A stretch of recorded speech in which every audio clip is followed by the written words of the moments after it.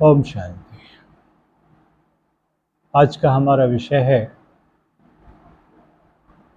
कर्म सिद्धांत क्या है, कितने प्रकार के कर्म होते हैं, उन कर्मों की पहचान क्या है एवं उसका फल क्या है, और वे सारे के सारे कर्म किन किन समयों में अर्थात किन किन युगों में होते हैं। इसको जानने से पहले आधे मिनट पिता परमात्मा को याद करें और उनसे शक्ति प्राप्त करें।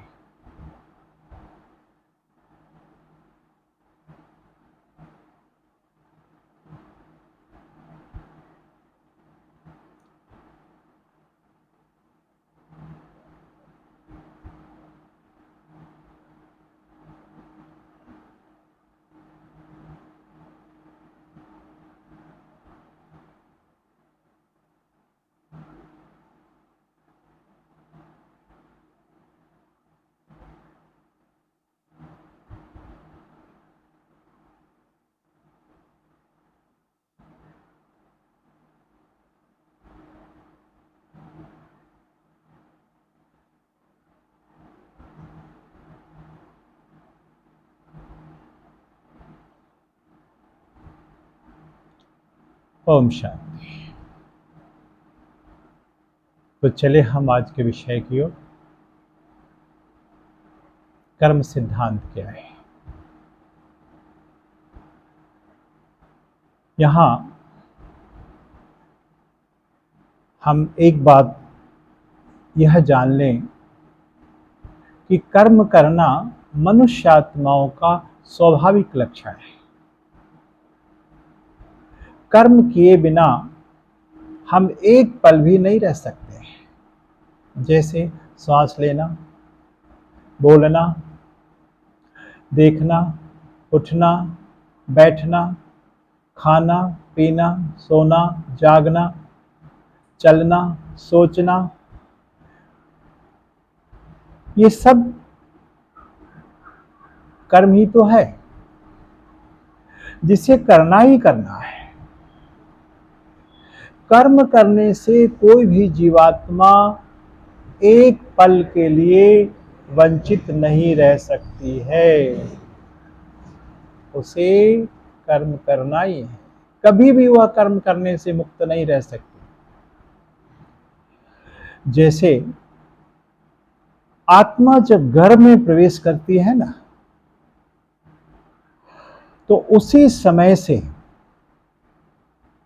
अर्थात प्रवेश करते ही वह कर्म करना शुरू कर देती है और शरीर छोड़ने तक कर्म करती ही रहती है। इस सृष्टि मंच पर मुझे पार्ट बजाने आना ही है, इस बात को हम पक्का कर लें। कोई भी दूसरी आत्मा इस सृष्टि मंच पर मेरा रोल अदा नहीं कर सकती। हर आत्मा का अपना अपना अनादि अविनाशी पार्ट है, उसे ही अपना पार्ट बजाना है। आपका पार्ट आपसे अच्छा कोई दूसरी आत्मा नहीं अदा कर सकती। No one can play your role better than you. Always remember it. कई बार यह भी सुनने को मिलता है कई लोगों के द्वारा कि मैं तो कर्म सन्यासी हूं। इसको भी जानना बहुत जरूरी है, क्योंकि इससे हमारे जीवन का वर्तमान और भविष्य जुड़ा हुआ है। नहीं समझने से हम हमेशा गलत कर्म करते रहेंगे और उलझन में फंसते रहेंगे। तो कर्म संन्यास तो होता ही नहीं है। जैसा कि पहले बताया कि कर्म करना हर मनुष्यात्मा का स्वाभाविक लक्षण है, तो यह मान्यता ही कहीं से ठीक नहीं है, सर्वथा गलत है। दूसरी बात कि मनुष्यात्मा अपने द्वारा किए गए कर्मों के आधार से ही अपना मित्र और अपना शत्रु है। समझा?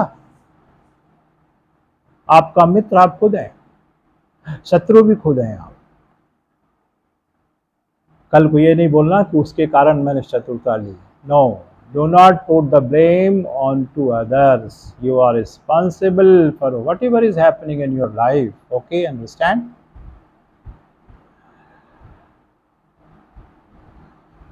परमात्मा किसी के भी कर्मों का ना सुखद और ना ही तो दुखद फल देता है। कर्म का फल तो कर्म के साथ जुटा हुआ है। आप कर्म करते जाएंगे और उसके फल से उसी वक्त प्रभावित होते जाएंगे। समझे किनारे वाले?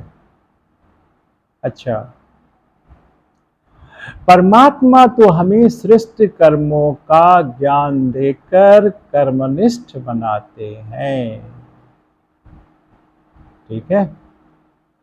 और कहते हैं कि जो कर्म मैं बता रहा हूं उसे हूबहू उसी तरह से करो, जो तरीका मैं बता रहा हूं उस तरीके से मुझे याद करो तो श्रेष्ठ कर्म करने की शक्ति मिलेगी।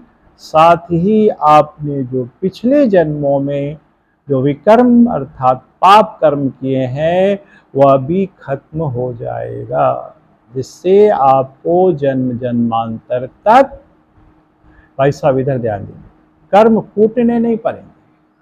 ठीक है बहन जी? अच्छा, अब हम जानते हैं आगे कि कर्म, अकर्म और विकर्म क्या है। ये 3 प्रकार के कर्म बताए ना शुरू में, विषय ही हमारा आज का है।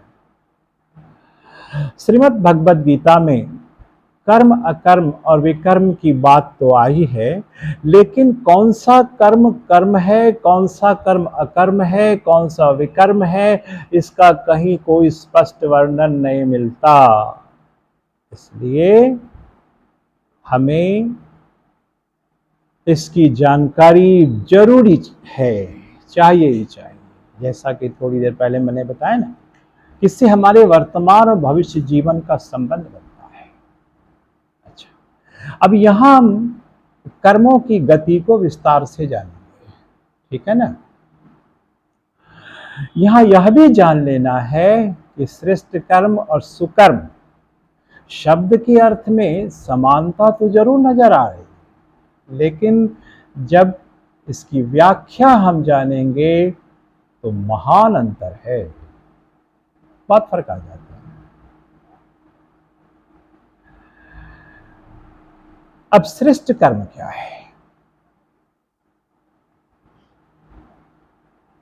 इसे जानते हैं। नंबर 1, परमात्मा से पवित्रता, सुख, शांति की शक्ति लेकर पूरी प्रकृति, उसकी रचना एवं सभी जीवात्माओं को इन शक्तियों का प्रकंपन देकर पावन बनाना, सुखी बनाना एवं शांत करना, यह श्रेष्ठ कर्म है। कभी सुना था इस प्रकार की व्याख्या? कभी नहीं सुना। सिर्फ विद्वानों ने कह दिया, कथावाचकों ने कह दिया अच्छा कर्म करो। अच्छा, ये तो मालूम होना चाहिए कौन सा कर्म अच्छा है कौन सा बुरा है। झूठ नहीं बोलना चाहिए, झूठ नहीं बोलना है ऐसा किसी ने नहीं बताया। चोरी नहीं करनी चाहिए, चोरी नहीं करना है ऐसा किसी ने नहीं बताया, न शक्ति दी। तो झूठ तो बोलेंगे ना। एक बार एक माता जी ने कहा कि जान बचाने के लिए अगर झूठ बोली जाए तो वह झूठ सच में बदल जाता है। संभव है? उनके विचार थे, जैसा कि किसी ने बताया हो, उनके पूर्वजों ने बताया हो, किसी कथावाचकों ने बताया हो। झूठ हर परिस्थिति में झूठ है, चाहे जान मारने के लिए बोला जाए या जान बचाने के लिए बोला जाए, सजा तो तय है, कहीं छुट्टी नहीं है इसमें। ठीक है? सच हमेशा सच है। हाँ, ऐसा होता है कि सत्यता के सूर्य को असत्यता के बादल ढक तो लेते हैं, लेकिन जैसे ही वह असत्यता के बादल फट जाता है, सत्यता का सूर्य पूर्ण प्रकाश के साथ, पूर्ण शक्ति के साथ सामने आता है। ठीक है? अच्छा,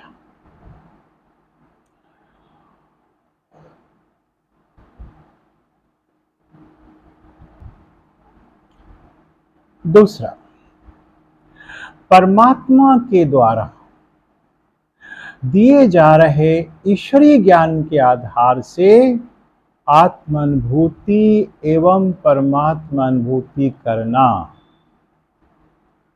ठीक है? और सर्व आत्माओं को भी आत्मानुभूति एवं परमात्मानुभूति कराना, यह श्रेष्ठ कर्म है। किसी ने बताया था ऐसा कभी पहले? आत्मा का ज्ञान तो सारी दुनिया में है, लेकिन दुनिया का एक भी व्यक्ति किसी भी पंथ का हो, आत्मानुभूति आज तक नहीं कराया। एक व्यक्ति ने मुझसे सवाल किया था, आत्मा का ज्ञान दुनिया में किसी के पास नहीं। मैंने कहा है ना, भरा हुआ है। किसी से भी आत्मा के बारे में पूछेंगे तो कुछ न कुछ तो बता ही देगा। हाँ, आत्मा है ना, चेतन है, मरती नहीं है, परमात्मा का अंश है, कुछ तो बता ही देगा ना। उन्होंने कहा हाँ, ये तो बात ठीक है। मैंने कहा आत्मानुभूति का ज्ञान दुनिया में किसी को नहीं है। यह ज्ञान परमात्मा ने सिर्फ प्रजापिता ब्रह्मा कुमारी ईश्वरी विश्वविद्यालय की स्थापना कर परमात्मा पिता ने हमें आत्मानुभूति करने और कराने का ज्ञान दिया है। उछल पड़े, बोला ये तो बहुत अच्छी बात है।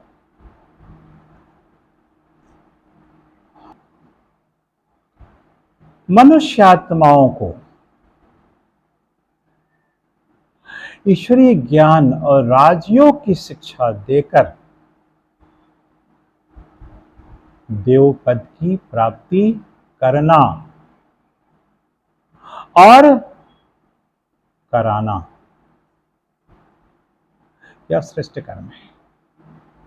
और यह श्रेष्ठ कर्म इसी समय होता है जबकि संसार चक्र में कलयुग का अंत और नई पावन सतयुगी दैवी दुनिया की शुरुआत होने वाली होती है। ठीक है? इसी समय को ही पुरुषोत्तम युग, संगम युग, दो युगों का मेल है ना। पुरुषों में उत्तम अर्थात मनुष्य से देवता बनना, संधि युग आत्माओं और परमात्मा का मिलन। इसलिए कहा इसी युग को संगम युग, संधि युग, पुरुषोत्तम युग और धर्मायु युग भी कहते हैं। जैसा कि पहले बताया था मैंने, इसी समय परमात्मा हमें श्रेष्ठ धर्म और श्रेष्ठ कर्म करने की शिक्षा देकर धर्मनिष्ठ और कर्मनिष्ठ बनाते हैं। ये पीछे के विषय में बताएं।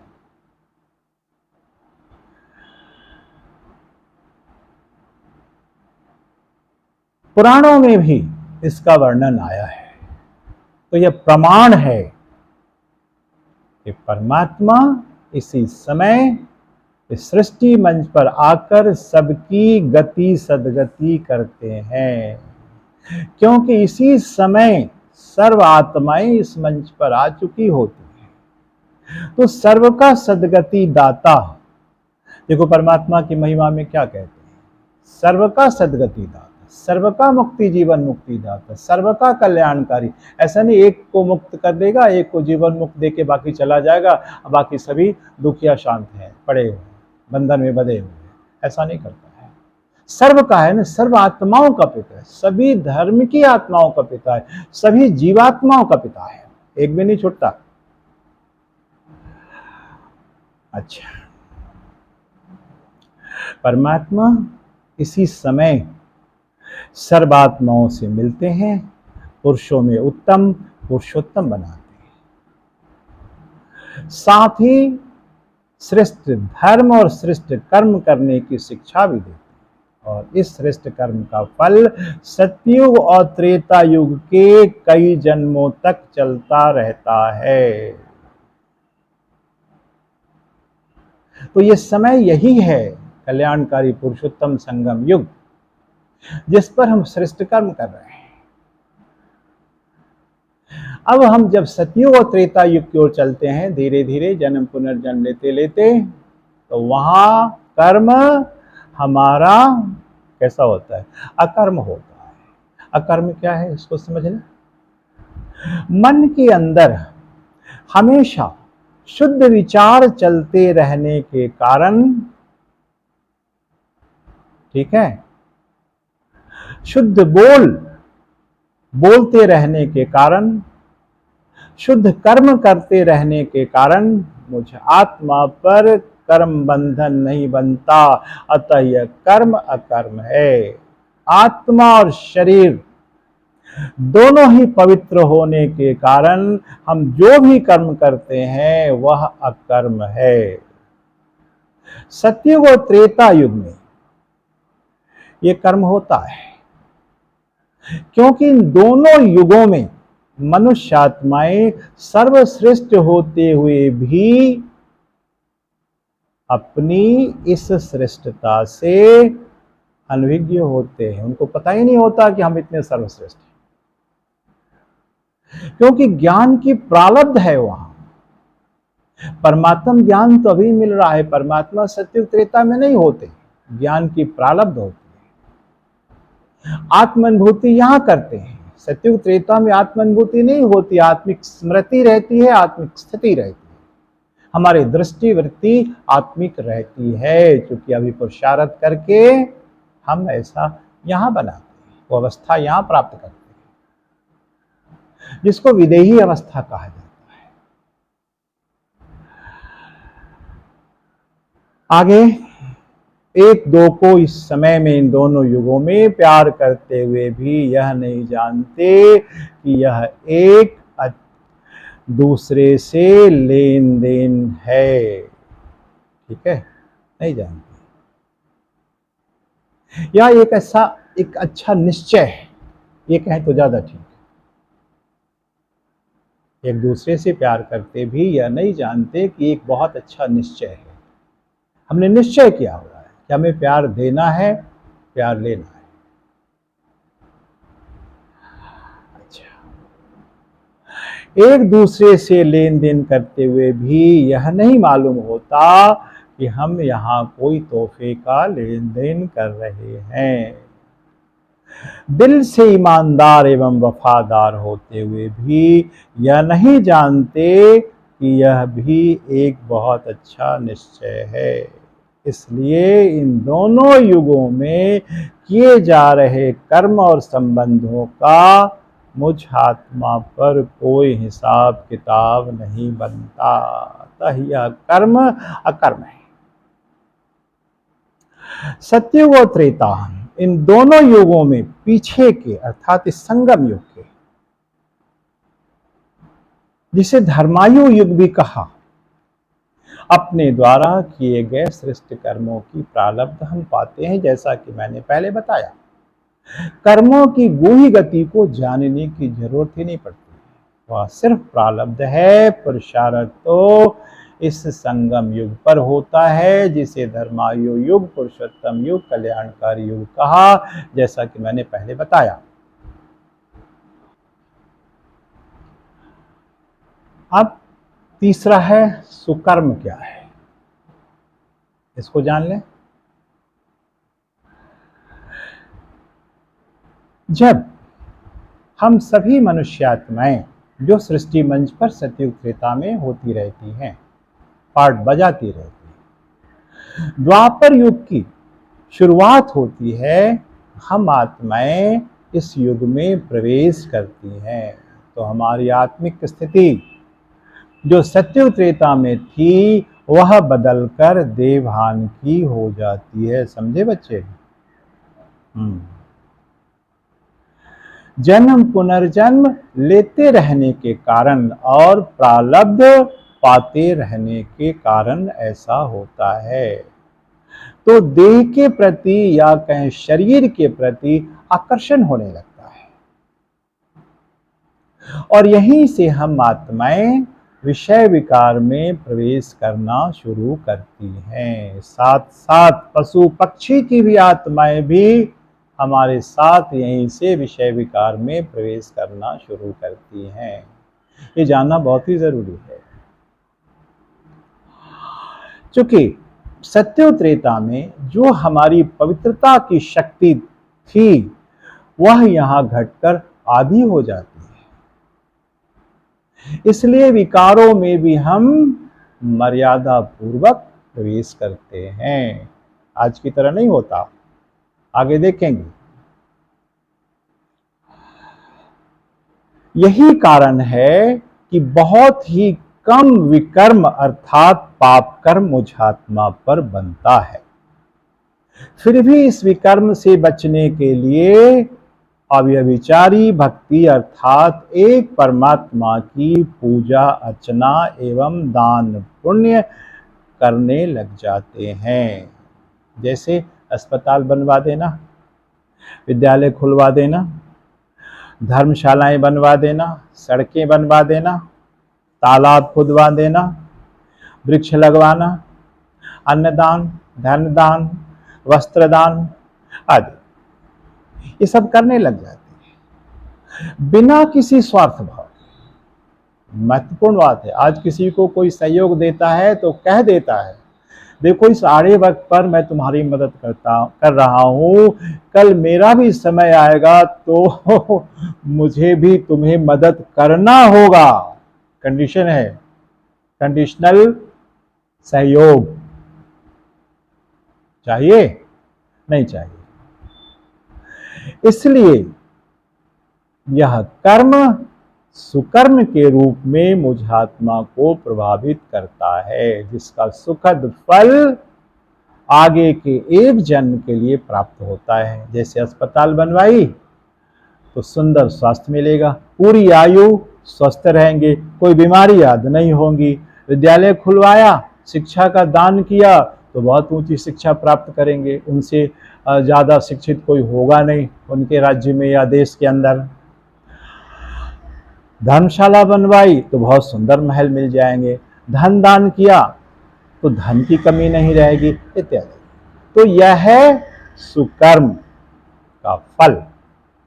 आगे द्वापर के बाद जब हम कलयुग में प्रवेश करते हैं तो द्वापर में जो हमारी आधी पवित्रता की शक्ति थी वह भी यहाँ पर क्या हो जाता है, समाप्त हो जाता है।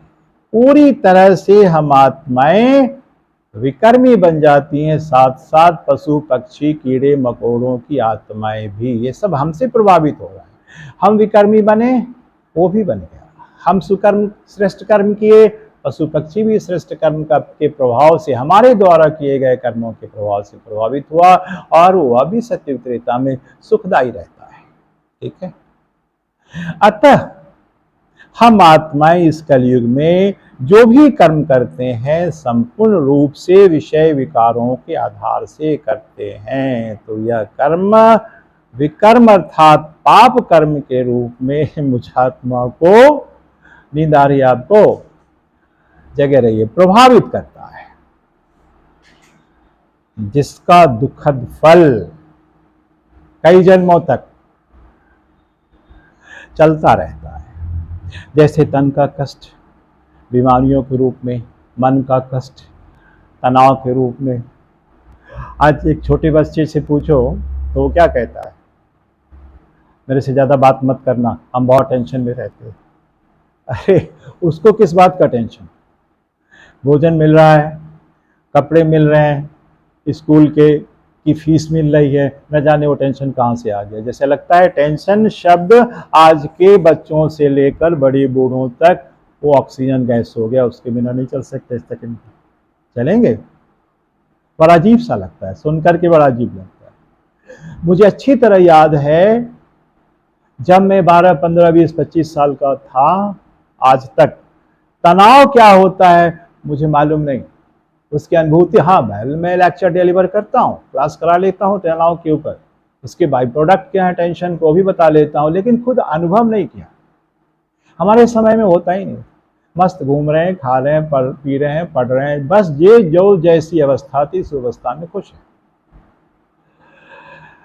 अच्छा, भय, चिंता, चिड़चिड़ापन, अशांति, दुख के रूप में पारिवारिक संकट, लड़ाई झगड़े, कलह क्लेश परिवार में हमेशा बना रहेगा। संबंधियों से भी दुख दर्द मिलेगा, ये पाप कर्मों का फल है। धन की कमी रहेगी, नैतिक पतन हो जाएगा, समाज से भी आप प्रताड़ित होते रहेंगे। एक व्यक्ति ने मुझसे पूछा था इसी जगह सिंघारा में, विपिन जी बताइए, लोग कहते हैं कि हमारा देश बहुत विकास की ओर जा रहा है, तेजी से जा रहा है। मैं एक सवाल पूछता हूं, नैतिक पतन कितनी तेजी से जा रहा है, अंदाजा है आपको? जितनी तेजी से आप विकास कर रहे हैं उसके 1000वें गुणी गति से हमारा नैतिक पतन भी हो रहा है। उस भाई साहब का सवाल कितना सुंदर था। मैंने कहा हाँ, उत्थान कैसे होगा इसका पता नहीं। आज भी एक चैनल पर एक बच्ची देख रही थी, मैं उसके कमरे में गया तो कोई संत थे, बता रहे थे, हाँ आप अपनी जो भी समस्याएं हैं मुझे बताएं। अरे समाधान बताओ ना, समस्या तो सभी जानते हैं, समाधान बताओ। इसका समाधान क्या है जो हमारे जीवन में जन्म जन्मांतर तक समस्याएं रहे ही नहीं। ठीक है, सामाजिक सहयोग नहीं मिलेगा, राजनीतिक संकट भी जीवन में आते रहेंगे, यज्ञ तप कथा श्रवण पूजा पाठ करने पर भी आत्मिक सुख या खुशी नहीं मिलेगी, प्रकृति भी दुखदायी हो जाएगी, पशु पक्षी भी दुख देने के निमित्त बन जाएंगे। कभी कुत्ता काट लेगा, कभी घोड़ा टांग मार देगा, कभी कुछ हो जाएगा, कभी सर्प काट लेगा, दुख होगा ना। अच्छा, तो यह है विकर्म अर्थात पाप कर्मों का फल। यदि आपके जीवन में बताए गए पाप कर्मों के फल में से एक भी होता है तो आप अच्छी तरह समझ लें कि आप पाप कर्म अर्थात विकर्म करते हैं। यदि पाप कर्म या विकर्म से छूटना चाहते हैं तो अपने नजदीक के प्रजापिता ब्रह्मा कुमारी ईश्वरीय विश्वविद्यालय में जाकर कर्मों की गूढ़ गति का ज्ञान प्राप्त करें। अच्छा, ओम शांति।